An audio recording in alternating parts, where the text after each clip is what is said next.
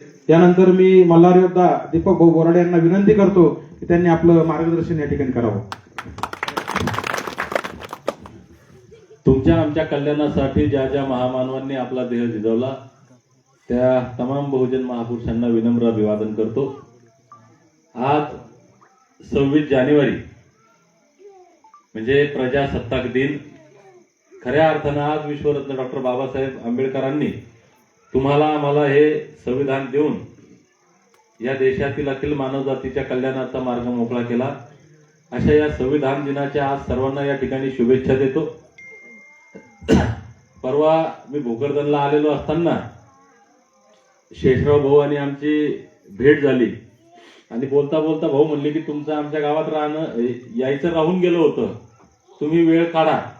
मी त्यांना म्हणलं 26 तारखेला मी घरी आहे, 26 तारीख तुम्ही जर म्हटलात तर मी संध्याकाळी येऊ शकतो. आणि इतक्या म्हणजे परवा दुपारला हा संध्याकाळी हे ठरलं आणि आज आपण एवढ्या सुंदर छान पद्धतीनं हा कार्यक्रम या ठिकाणी घेतला. वाजत गाजत इथं आणलं म्हणून पहिल्यांदा सगळ्या गावकऱ्यांचे या ठिकाणी मनापासून अभिनंदन आणि आभार व्यक्त करतो. या ठिकाणी उपस्थित हेच ना गावातील सर्वच मंडळी, पांडुरंग मामा साखरे, आप्पासाहेब साखरे, सतीश आप्पा तवले, कारभारी भाऊ आदमाने, माझ्यासोबत आलेले प्रल्हाद भाऊ नेमाने, बाबासाहेब वैद्य, आमचे संतोषराव आहे का गेले? हा संतोष भाऊ जिने, हा संतोष भाऊ आमचे जुने सहकारी आहेत. या ठिकाणी सर्वच मंडळी आमच्या सोबत आलेले हरिदास भाऊ सोरमारे, गजानन भाऊ आणि एवढ्या मोठ्या संख्येने आमच्या मायमावल्या सुद्धा या ठिकाणी उपस्थित आहे. सर्वांना जय मल्हार. आता भाऊंनी बऱ्यापैकी सांगितलं, मला काही जास्त बोलण्याची गरज नाही राहिलं तुला. कारभारी भाऊ नाही सांगितलं, सुखदेव भाऊ. तर तरी लोकांच्या डोक्यामध्ये थोडासा संभ्रम असतो. मी पहिल्यांदा म्हणजे 21 जानेवारी नंतर आज पहिल्यांदा हा एक कार्यक्रम होतोय हरिदास भाऊ म्हणून. महाराष्ट्रातल्या सर्व मल्हार मावळ्यांचं एकदा इथूनच आपण जोरदार टाळ्या वाजवून अभिनंदन करू. त्यांचं कौतुक करावं तितकं कमी आहे. कारण आपण 2 महिन्यांपासून पत्रकार परिषद घेऊन डिक्लेअर केलं होतं की 21 जानेवारीला आम्ही मुंबईच्या आझाद मैदानामध्ये येणार आहे. 4 महिन्यांपासून आपण फिरतोय. खरं म्हणजे मुंबईमध्ये आझाद मैदान ही जागा आंदोलनासाठी आहे. आताही सध्या या क्षणाला तिथं उपोषणं चालू आहेत. मागच्या काळामध्ये मुंबईमध्ये निवडणुका होत्या त्या टायमात सुद्धा तिथं उपोषणं चालू होते, कारण ती जागाच आंदोलनाची आहे. सरकारला असं वाटलं काय दीपक बोराडे येतो, कोण धनगर येतील काय येतील त्याच्यामुळे ते काही फारसे चिंतेत नव्हते. पण जसजसं जनजागृती वाढत गेली कारभारी भाऊ तसं सरकार हरकतमध्ये येत गेलं. आम्ही सांगितलं की 17 तारखेला आम्ही 17 तारखेपासून निघणार आणि 21 तारखेला मुंबईला पोहोचणार. पण ते अपडेट घेतल्या सरकारनं तर ते त्याचे डोळे फिरून गेले की एवढ्या मोठ्या संख्येने जर लोक इकडे येणार असतील तर काय होईल. आणि मग 16 तारखेला रात्री धरपकड सुरू केली. हजारो बांधवांना राज्यभरात एकाच टायमाला नोटिसा गेल्या. शेकडो बांधवांना आमच्या अटक झाली. 17 तारखेला आम्हाला अटक झाली आणि राज्यभर एक दहशतीचं वातावरण सरकारनं निर्माण केलं. कशासाठी? की धनगरांच्या लेकरांवर या मल्हार मावळ्यांवर एक दबाव निर्माण करायचा. हे आंदोलनात आले नाही पाहिजे, मुंबईला गेले नाही पाहिजे. म्हणजे 16 तारखेच्या रात्रीपासून जी दडपशाही सरकारची सुरू झाली याला न जुमानता 21 तारखेला मी सुद्धा मुंबईमध्ये जाईल की नाही जाईल हे कोणालाच माहित नव्हतं, मलाही माहित नव्हतं. कारण जालन्यापासून संबंध महाराष्ट्रामध्ये पोलीस पकडण्यासाठी आपल्याला मागे लागलेली. मुंबईमध्ये तर पोलिसांचा प्रचंड बंदोबस्त असतो. मलाही खात्री नव्हती अंकुश भाऊ की मी पोहोचल का नाही पोहोचल, लोकांनाही माहित नव्हतं. तरी सुद्धा 20 तारखेला सकाळी मी ते फेसबुकच्या माध्यमातून सांगितलं की चला मी मुंबईला येतोय. आणि एवढे अडथळे पार करत लोकांनी ठरवलं की आम्हाला जायचं मुंबईमध्ये. आणि मिळेल त्या वाहनानं मिळेल त्या रस्त्यानं. मी आता त्या पैठणचे आपले मोहन जानकर साहेब त्यांच्याशी बोलत होतो. ते मोटरसायकलवर 2 जण निघाले. त्यांना माहित झालं की रस्त्यात ट्रेनवाले चेक करू राहिले, गाड्या अडवून राहिले, आपण मोटरसायकलनं निघू. रस्त्यात इतक्या सरकारचं दडपण असताना सुद्धा मल्हार मावळे निघाले. रस्त्यात चौकात गावागावात गाड्या अडवल्या गेल्या, लोकांना थांबवल्या गेलं. तरी सकाळी 4 वाजेपासून आझाद मैदानात लोक जायला सुरू झाली. सकाळच्या 5 वाजेपासून अटक करणं सुरू झालं. ते व्हिडिओ हळूहळू पुढे यायला लागले की पोलीस पकडायचे, गाडीत टाकायचे आणि कुठेतरी घेऊन जायचे. आपल्या इथले मी 2 जण होते. यावर एकदा 2 शालाना पहिल्यांदा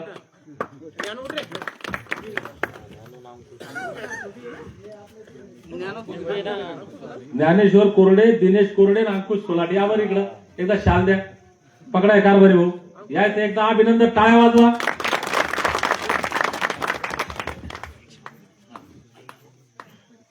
या इकडून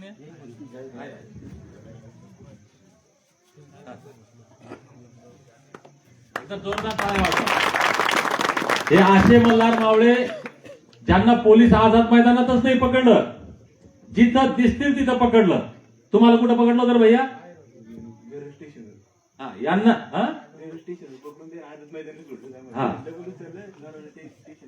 हा वडाळा पोलीस स्टेशन. बसा एकदा टाळ्या वाजवा याच्यासाठी. अशा 1, 2, 5, 10, 100 नाही, हजारो मल्हार मावळ्यांना पोलिसांनी पकडलं आणि वेगवेगळ्या पोलीस स्टेशनमध्ये नेऊन ठेवलं. तरी त्या आझाद मैदानावर गंभीर भाऊ तिकडे दूर बसलेत. पण जिथं समस्या गंभीर तिथं गंभीरराव खंबीर गंभीरराव तिथे व्हिडिओ करायला होते. त्याच्यासाठी टाळ्या वाजवा. या इकडे. अरे इकडे या, इकडे या, इकडे या, इकडे या. तुमच्या गळ्यात पहिले शाल आहे तरी मी इकडे द्या. अरे या या या या या. गंभीरराव पण मैदानामध्ये होते. मी तुमचा व्हिडिओ पाहिला तिथं. एकदा यांच्यासाठी टाळ्या वाजवा. सांगायचा उद्देश हा आहे की हजारो आमच्या मल्हार मावळ्यांना अटक केलं, पोलीस स्टेशन मध्ये नेलं, तरी आझाद मैदानात यायची संख्या कमी व्हायचं नाव घेत नव्हती. सगळ्या चाललंच होतं आझाद मैदानात. आणि मी ज्यावेळेस सांगितलं की मी आझाद मैदानात पोहोचलो, भाऊ गावागावातून लोकांनी गाड्या काढल्या, लोकांचे फोन सुरू झाले, आम्ही निघालो. म्हणजे ही जी ताकद, फडणवीसांच्या ताकदीलाही झुकवलं, ती ताकद मल्हार मावळ्यांनी दाखवून दिली. आम्ही पोलिसांच्या दबावाला, अटक करण्याला, जेलात जाण्याला घाबरत नाही, हे मल्हार मावळ्यांनी सिद्ध केलं. पुन्हा जासाल का मुंबईला? जाणार? हा, पोलीस अटक करतील, हा, जेलात टाकतील. त्या दिवशी अटक केलं सोडून द्यायला पुन्हा सोडणार नाही 8-15 दिवस. टाळ्या वाजवायच्या. ही ताकद आली भाऊ. आमचा उद्देश तोच होता 21 तारखेला जायचा. महाराष्ट्रातल्या बऱ्याच बांधवांना प्रश्न पडला, गोंधळात सगळे होते. कारण ती परिस्थिती मी सांगितलं की मला अटक केली, नजरकैदेत ठेवलं, आजूबाजूला सगळे पोलीस होते, आत्माने भाऊ. आणि कसं जाणार? सोपं नसतंय. या सगळ्या गोंधळात समाज बांधवांची तरी तीव्र इच्छा होती की मुंबईत काही गेलं तरी झालं पाहिजे, काही झालं तरी गेलंच पाहिजे. हा एक निर्धार होता. मी पेचात पडलो. म्हणलं मुंबईत गेलं तरी अडचण, नाही गेलं तरी अडचण. कारण आपल्याकडे एक गोष्ट आहे, तुम्हाला सांगतो मी. ते एकदा 2 बापलेक गाढवाला घेऊन चालले. मग ते पोरगा म्हणलं, बाबा तुम्ही जरा आता थकलेले, गाढवा बसा, मी पायी चालतो. रस्त्याने जाणाऱ्या एक माणसानं, अरे तरुण पोरगा पायी चाललं, बाप बसला गाढवावर. लहान लेकरू पायी चाललं. बाप म्हणला, बाबा मी उतरतो. ते पोराला गाढवावर बसवलं. पुन्हा रस्त्यात थोडस पुढे गेले. पुन्हा 2 जण कोणतरी भेटले. म्हणे, अरे पहा काय पोरगा नालायक आहे, म्हाताऱ्या बापाला पायी चालू राहिलं आणि पोरगा गाढवावर बसलं. पोरगा पुन्हा खाली उतरलं. बाप म्हणे, आपण दोघं बसू आता. दोघं गाढवावर बसले. पुन्हा थोडेसे पुढे गेले. पुन्हा रस्त्यात 2 जण भेटले. अरे काय निर्दयी माणसं आहे म्हणजे तुम्ही. त्या गाढवा प्राण्याला जीव आहे की नाही काही. दोघांचे दोघं बसले म्हणजे गाढवावर. पुन्हा थोड्या वेळात उतरले. आता काय करा, दोघांना गाढवाला डोक्यावर घेतलं. लोक म्हणले, काय नालायक माणसं आहे ते, या गाढवावर बसायचं, गाढवाला डोक्यावर घेऊन चालले. सांगायचा मुद्दा, लोक कशातही त्रुट्या काढतात. ज्याची नजर खराब आहे ना, नजर, चष्मा काळा लावला त्याला काही काळच दिसतं.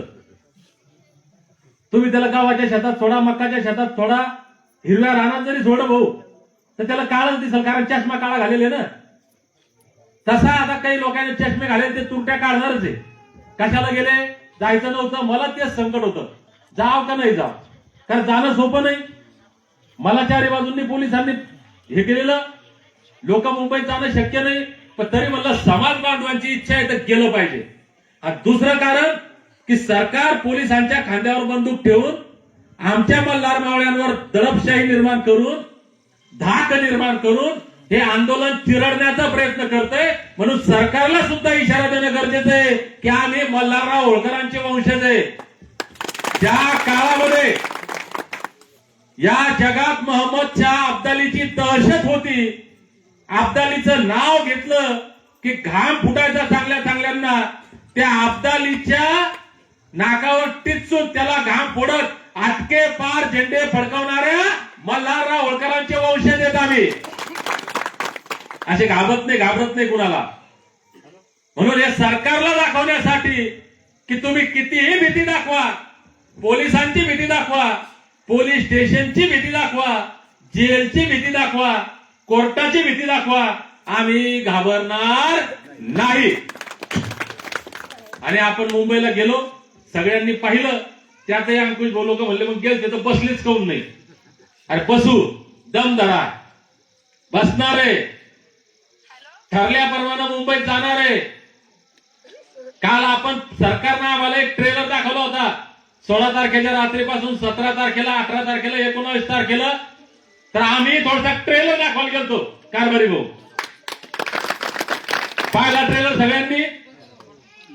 शेषराव भावाचा पिक्चर दाखवू आपण. त्याच आझाद मैदानात डीजे लावून आम्ही रुमाला लपवत लपवत गेलो होतो, झेंडे लपवत लपवत गेलो होतो.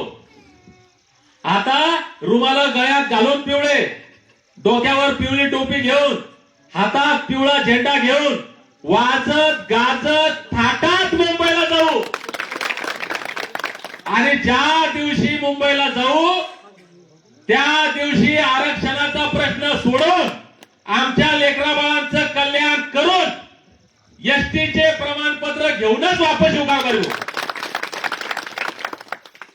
एक तीळ मात्र शंका नाही याच्यामध्ये. सुखदेव भाऊ सगळ्याला यावं लागेल पण पुढच्या वेळेस. ताई तुम्हाला बी आई असाल का मुंबईला? तुम्ही एकट्याच म्हणून राहिले आई बाकीच्या? आता तुम्ही पाहिलं पोलीसवाले पकडतेत, तुम्हाला नाही पकडणार.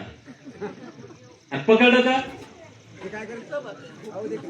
यावं लागल. आई आम्ही अहिल्यादेवी होळकरांना मानतो, अहिल्यादेवींच्या हातामध्ये पिंड पाहिले आम्ही, पण त्याच अहिल्यादेवींच्या हातामध्ये तलवार सुद्धा होती. या जगातली पहिली महिलांची फौज अहिल्यादेवींनी उभारली.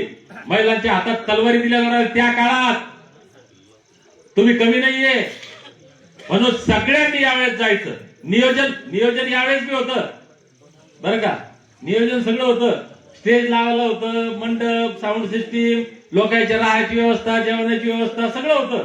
पण या सरकारनं अशा पद्धतीनं षडयंत्र रचलं की हे सगळं नियोजन आपलं कोलमडलं. पण येणाऱ्या काळात कोलमडणार नाही. आपण ताकदीनं जाऊ. हा लढा संपलेला नाही. हा लढा अजून ताकदीनं सुरू झालेला आहे. तुमच्या लोणगाव मधून 3 लोक आले होते, आता किती लोक येतील?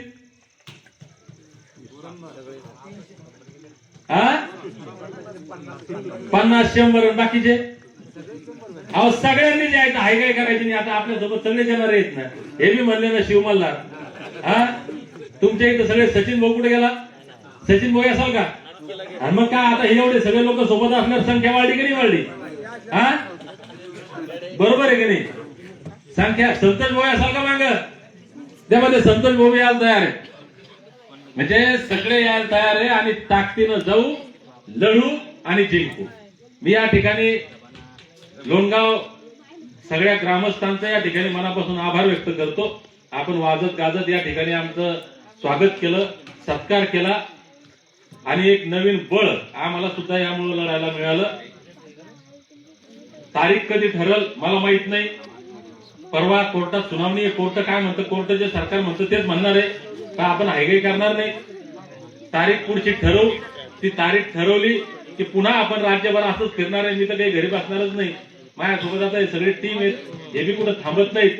आपण सगळेजण फिरू गावोगाव. जिथं आपण गेलो नव्हतो कारभारी भाऊ त्या लोकांपर्यंत पोहोचू आणि ताकदीनं मुंबईला जाऊ. मी महाराष्ट्रातल्या तमाम माझ्या मल्हार मावळ्यांना एकच सांगतो, भावांनो आपण आपल्या निर्णयावर ठाम आहे. आमचा निर्णय झालेला आहे की आमच्या आयुष्यातला हा शेवटचा लढा आहे. आम्ही तो ताकदीनं एकजुटीनं लढणार आहे. मी परत एकदा विनंती करतो की आपल्या हातात असलेला मोबाईल हे आजच्या जगातलं क्रांतीचं साधन आहे. आतापासून आपण या सोशल मीडियावर जर ट्रेंड सुरू केला, भाजप सरकारनं जर एसटी आरक्षणाची अंमलबजावणी केली नाही, धनगरांना जर एसटीचं प्रमाणपत्र नाही, तर भाजपला मत नाही हा एक ट्रेंड जरी आपण सोशल मीडियावर चालू केला तर मी खात्रीनं सांगतो मुंबईत गेल्यानंतर तर आम्ही जिंकणारच आहे. कदाचित मुंबईमध्ये जाण्याची गरज पडणार नाही भाऊ. कारण सोशल मीडियावर प्रचंड लक्ष सरकारचं असतं. म्हणून या मोबाईलच्या माध्यमातून ही जागृती कायम ठेवा, विश्वास ठेवा. हा लढा कोणत्याच परिस्थितीत कसल्याच आमिषाला बळी पडून, कुणाच्याही कसल्याही प्रकारच्या धाक दपटशाला बळी पडून हा लढा थांबणार नाही, संपणार नाही. आम्ही कसल्याच परिस्थितीमध्ये झुकणार नाही, विकणार नाही. समाजाचा लढा स्वाभिमानानं लढू, ताकदीनं लढू आणि जिंकू.